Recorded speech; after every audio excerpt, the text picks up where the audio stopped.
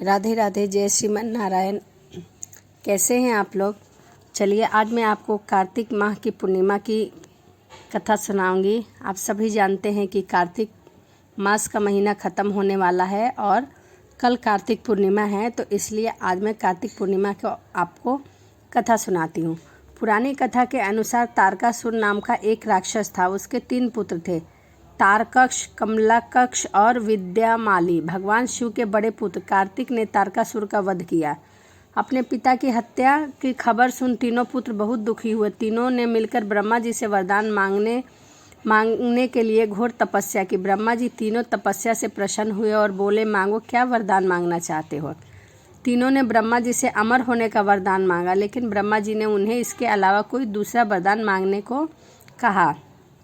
इसके बाद तीनों ने किसी दूसरे वरदान के बारे में सोचा और इस बार ब्रह्मा जी से 3 अलग अलग नगरों का निर्माण करने के लिए कहा, जिसमें सभी बैठकर सारी पृथ्वी और आकाश में घूमा जा सके। 1000 साल बाद जब हम मिले और हम तीनों के नगर मिले एक हो जाएं, और जो देवता तीनों नगरों को एक ही बाण से नष्ट करने की क्षमता रखता है, वही हमारी मृत्यु का कारण हो। ब्रह्मा जी ने उन्हें यह वरदान दे दिया। तीनों वरदान पाकर वह बहुत खुश हुए। ब्रह्मा जी के कहने पर मैदानों ने उनके 3 नगरों का निर्माण किया। तारकक्ष के लिए सोने का, कमला के लिए चांदी का और विद्यामाली के लिए लोहे का नगर बनवाया गया। तीनों ने मिलकर तीनों लोकों पर अपना अधिकार जमा लिया। इंद्र देवता इन तीनों राक्षसों से भयभीत हुए और भगवान शंकर की शरण में गए। इंद्र की बात सुनकर भगवान शंकर ने इस दानवों का नाश करने के लिए एक दिव्य रथ का निर्माण किया।